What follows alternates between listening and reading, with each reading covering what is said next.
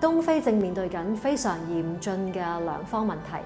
聯合國亦宣布喺索馬利有多達6個地區咧係陷入饑荒。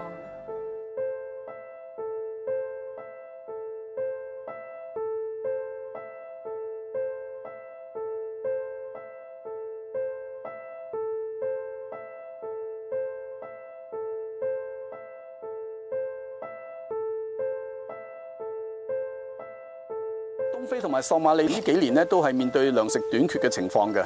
宣明會除咗同其他嘅救援組織同埋世界糧食處嚟到合作派發糧食之外，幫助佢即時嘅需要之外咧，亦都做一啲長期嘅糧食計劃。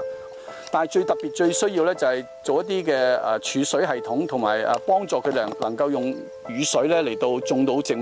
所以將啲雨水轉載到嚟呢啲低地同埋啲農地裏邊咧，係其中一個工作。非洲喺索馬里蘭呢個地方咧，其實有水就係有生命嚇，冇水咧其實個生活係受到好大打擊嘅。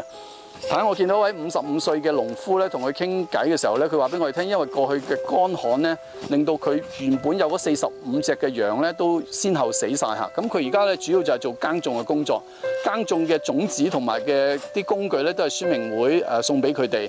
咁佢而家好有信心，今年咧佢哋種嘅粟米咧係會得到好嘅成果嘅。因為有雨水啦，同埋有一啲嘅工具，同埋有一啲嘅幫助教佢點樣去種。同埋呢啲嘅種子咧，亦都係由肯尼亞嗰邊運上嚟咧，係耐旱啲同埋快熟啲嘅。咁所以佢哋相信咧，今年個嘅收成係幾好嚇。咁佢希望有好嘅收成，啲玉米度除咗俾佢屋企食之外咧，亦都可以有啲去賣咗佢喺市場賣咗佢咧，然後佢買翻啲羊仔。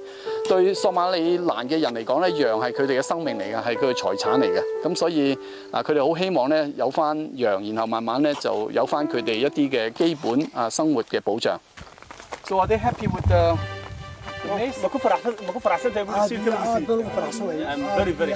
而家企喺我身邊食嘅小朋友咧，其實都係宣明會喺度工作佢哋嘅受惠者。個媽媽亦都同我哋講，如果佢收成好啲嘅時候咧，佢可以俾佢6個小朋友咧都可以翻學。而家佢6個小朋友咧，只有2個能夠翻學，因為佢哋其實太窮，亦都需要咧佢哋啲細路仔咧嚟到呢個田裏邊幫手嘅。What's her hope for the children?